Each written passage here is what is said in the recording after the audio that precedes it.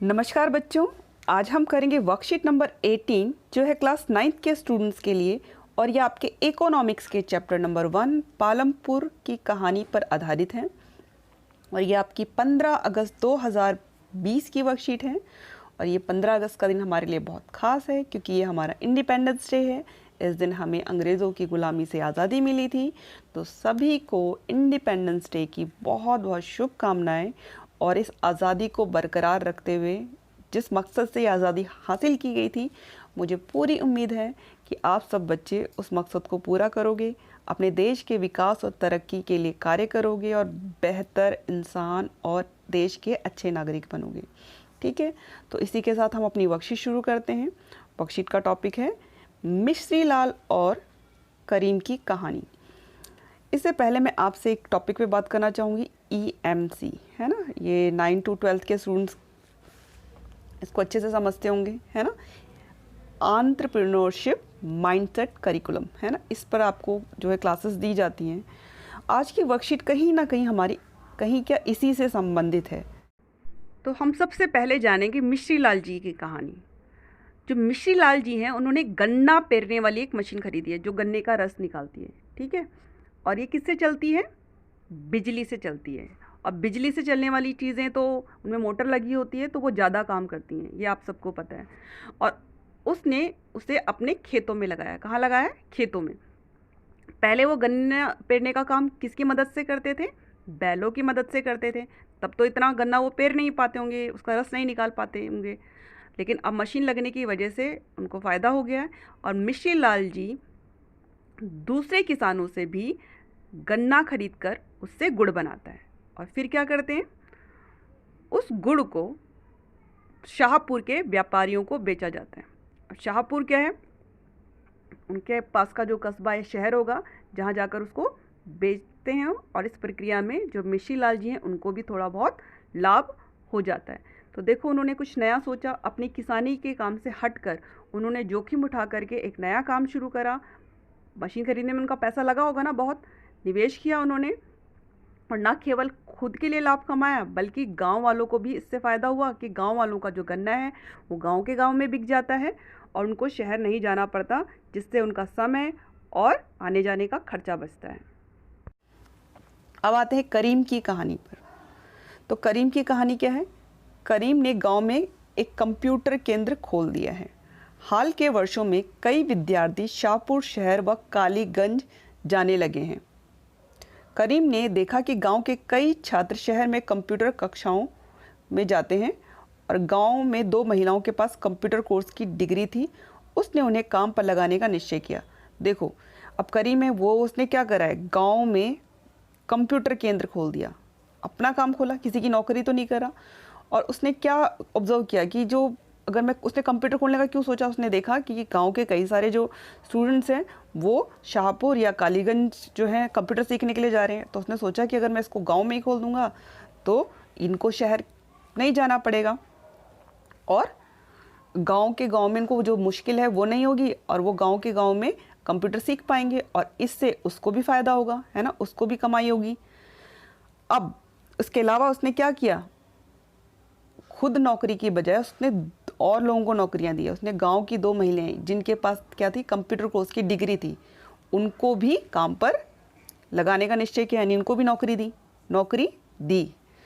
उसने कंप्यूटर खरीदे और अपने घर में बाजार की ओर खुलने वाले बाहर के कमरे में कक्षाएं प्रारंभ की। ठीक है, तो उसने बाजार में क्या होता है, लोगों का आना जाना लगा रहता है। तो इससे उसने ये देखा कि लोग आएंगे, देखेंगे कि हाँ यहाँ पे कंप्यूटर क्लासेस चलती हैं।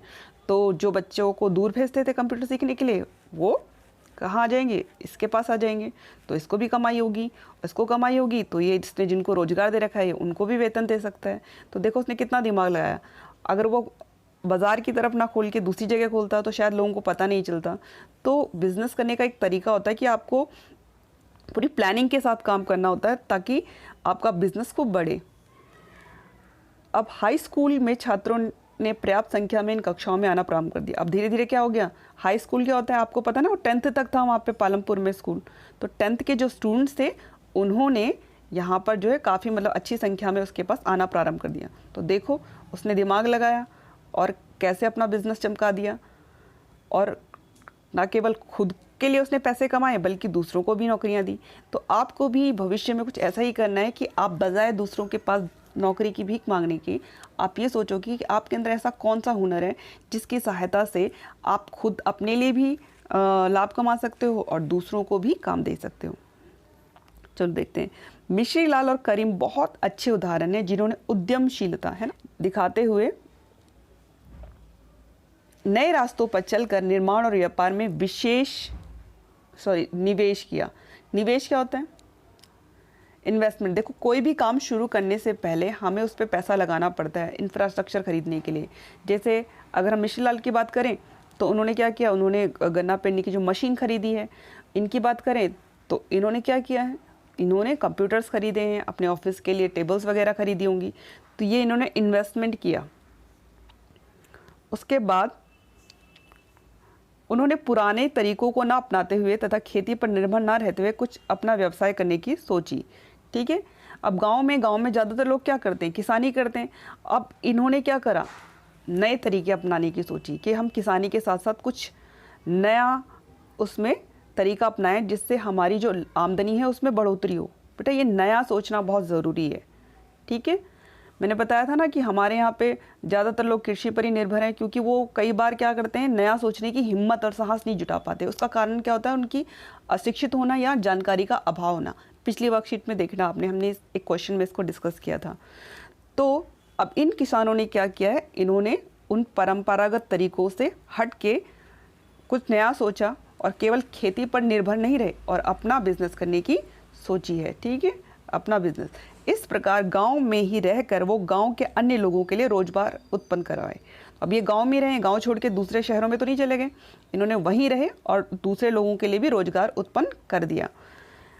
गांव वालों के लिए अब ये आवश्यक भी है कि वह कुछ हट के सोचें और कृषि से इतर कुछ गैर परंपरागत धंधे में भी लगे। गैर परंपरागत होते हैं जो मतलब पीढ़ियों से उनके चले आ रहे हो, किसानी का काम करते हैं ना, उससे हटकर उनको कुछ नया काम भी करना चाहिए। क्योंकि जो किसानी का काम है, एक तो सारे वर्ष का नहीं होता, कुछ महीने ही उसमें ज़्यादा काम होता है, बाकी समय जो है किसान और किसानी से जुड़े हुए जो दूसरे लोग हैं वो खाली रहते हैं। तो ये ज़रूरी है कि वो लोग जो हैं क्या करें, कुछ नए काम शुरू करें जिससे गांव के लोगों को ज़्यादा से ज़्यादा रोजगार मिले और वो खाली ना रहें। ठीक है। अब आगे हम इसके प्रश्न उत्तर करेंगे। अब आते हैं प्रश्न नंबर 1 पर। मिश्री लाल और करीम की कहानियाँ किन तरीकों से एक दूसरे से भिन्न हैं तथा किन बातों में एक दूसरे से समान भी हैं? तो भिन्नता ये है कि एक का काम किससे जुड़ा हुआ है, खेती बाड़ी से जुड़ा हुआ है ना। उसने खेती में ही जो है बिजनेस का जो है तरीका ढूंढ लिया। उसने क्या करा है, गुड़ बनाने का व्यवसाय शुरू किया है। किसने? मिश्री लाल ने। जबकि जो हमारे करीम जी हैं उन्होंने क्या करा है, खेती बाड़ी से अलग कुछ नया काम शुरू किया, वह है कंप्यूटर केंद्र खोला है ना।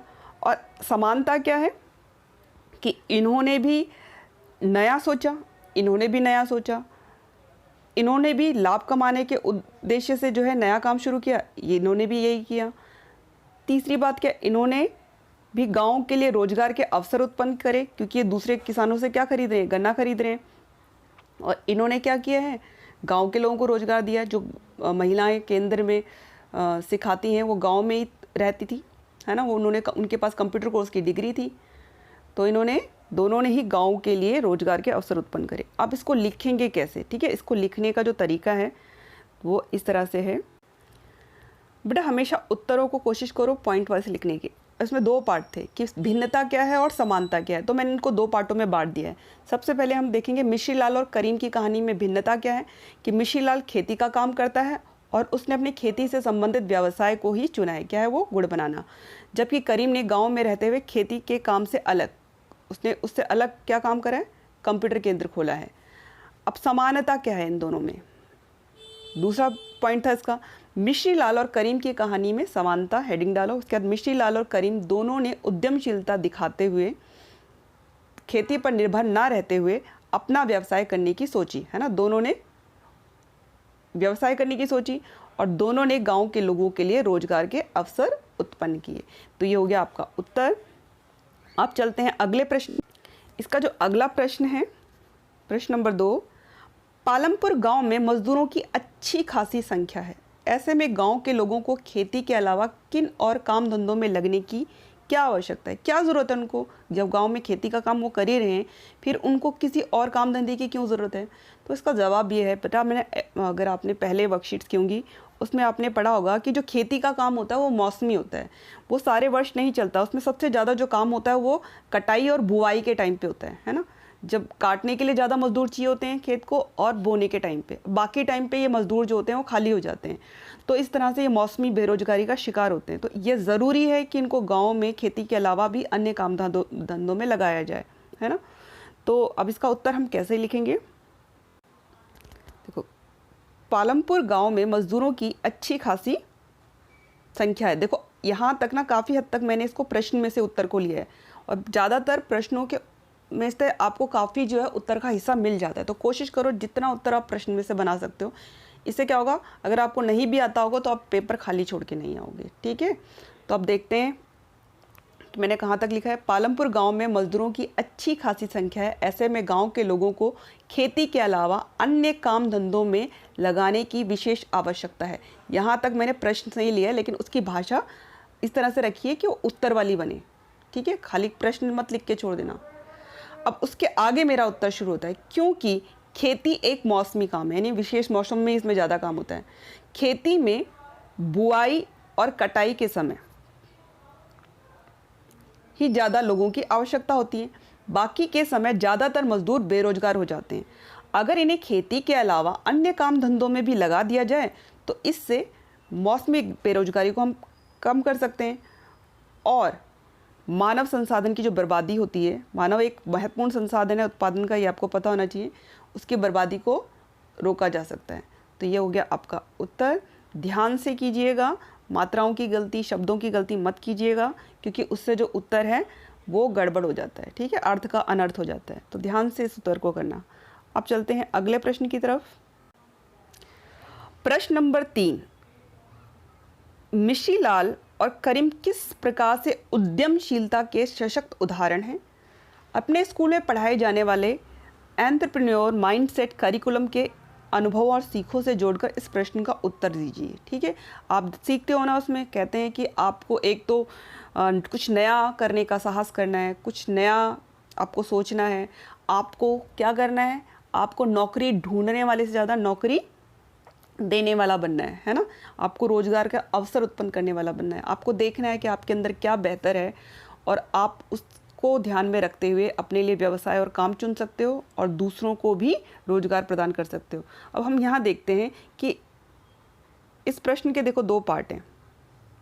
ये हो गया तुम्हारा उद्यमशीलता, और दूसरा हमें जोड़ना है इसको, जो आप EMC की आपको क्लासेस दी जाती हैं उसमें जो आपके एक्सपीरियंसेस हैं उससे जोड़ करके हमें इस प्रश्न का उत्तर देना है। तो पहले आप प्रश्न को अच्छे से समझा करो, उसके बाद उसका उत्तर जो है दिमाग में एक रफ खाका बना करके कि क्या क्या पॉइंट्स आप उसमें लिखोगे, फिर आप इसमें लिखा करो। चाहो तो उसको रफ में साइड में लिख के देख लो, और उसके बाद उसको उन पॉइंट्स को आपस में जोड़ के एक सही उत्तर बनाओ।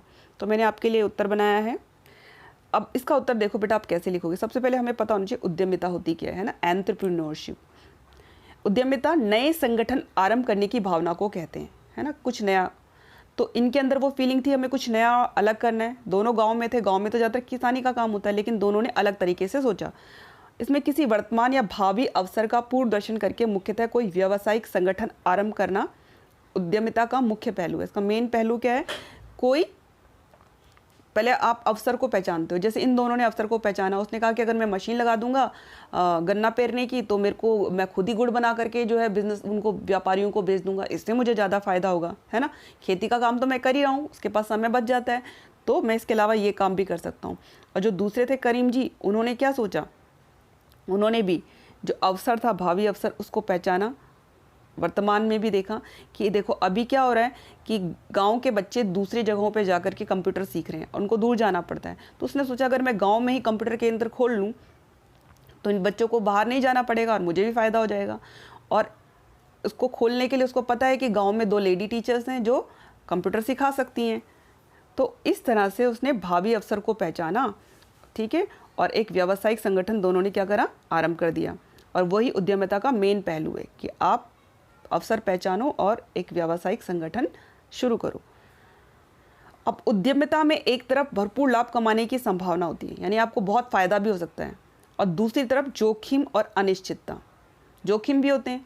अब जैसे दोनों ने अगर काम शुरू किया, हो सकता है एक का कंप्यूटर ख़राब हो जाए, दूसरे की मशीन चोरी हो जाए, या फिर जितना उन्होंने सोचा था उस हिसाब से उनका काम ना चले, है ना, लोग ना आए उनके पास उनका प्रोडक्ट ख़रीदने के लिए या उसके यहाँ पे कोचिंग क्लास में कंप्यूटर सीखने के लिए, तो उसने जितना पैसा लगाया वो डूब जाएगा, है ना, नुकसान होने का भी पूरे चांसेस होते हैं। तो फिर भी अगर आप कुछ नया करते हो और पूरे मन से करते हो तो आप उसमें ज़रूर सफल होगे, अगर आपने बिल्कुल पूरी प्लानिंग के साथ सारे रिसर्च करके उस काम को शुरू किया है। चलो, अगर उपरोक्त बातों पर विचार करें तो मिश्री लाल और करीम दोनों उद्यमशीलता के सशक्त उदाहरण हैं। देखो, दोनों ने ही क्या किया है, एक तो जोखिम उठाया है, कुछ नया सोचा है। अपने गांव में उनके खेतीबाड़ी का काम होता है, लेकिन उन्होंने खेतीबाड़ी के काम से अलग हट के कुछ सोचा अपना बिजनेस करने का, ठीक है। और उन्होंने क्या करा, अवसर को भी पहचाना। अवसर पहचाने ना कि भाई इनकी डिमांड है, यहाँ पे कंप्यूटर सीखने के लिए जाते हैं दूसरी जगह पे, तो मैं कंप्यूटर केंद्र खोल लेता हूँ, ठीक है। जो दूसरा उसने सोचा भाई मैं जो गुड़ है, मैं गन्ना बेचता हूँ, दूसरे व्यापारियों को वो गुड़ बना के बेचते हैं, वो ज़्यादा लाभ कमाते हैं, तो इससे अच्छा मैं ही मशीन खरीद के गुड़ बनाना क्यों ना शुरू कर दूँ, है ना, मैं ही बेचूँ आगे, इससे मुझे भी फ़ायदा होगा और मैं गांव के किसानों का गन्ना खरीद लूँगा तो वो भी खुश, उनको ज़्यादा दूर नहीं जाना पड़ेगा। तो इस तरह से दोनों ने उद्यमशीलता दिखाई और ये दोनों बहुत ही बेस्ट एग्जाम्पल हैं कुछ नया करने के। इन्होंने अपने वर्तमान और भावी अवसर का पूर्व दर्शन करके जोखिम उठाते हुए अपना व्यवसाय शुरू किया और ना केवल खुद लाभ कमाया बल्कि गांव वालों के लिए रोजगार के अवसर उत्पन्न किए। तो जो आपकी EMC की क्लासेस होती हैं एंटरप्रेन्योर माइंडसेट वाले में, उसमें यही सिखाया जाता है कि आप कुछ नया, कुछ अलग सोचो, ठीक है। और जो नौकरियां हैं बेटा, वही दूसरों को दे सकता है जो खुद का काम करता है। तो आप भी अपना माइंडसेट है जो भविष्य के लिए इस तरह से तैयार करो कि आपको किसी के आगे नौकरी के लिए मोहताज ना होना पड़े, आप खुद दूसरों को रोज़गार दे सको। तो अब इस वर्कशीट को आप बहुत ध्यान से करेंगे। लाइक्स और कमेंट्स करने के लिए बेटा आपका बहुत बहुत थैंक यू। मन लगा के पढ़ो, अच्छे अच्छे नंबर लेके।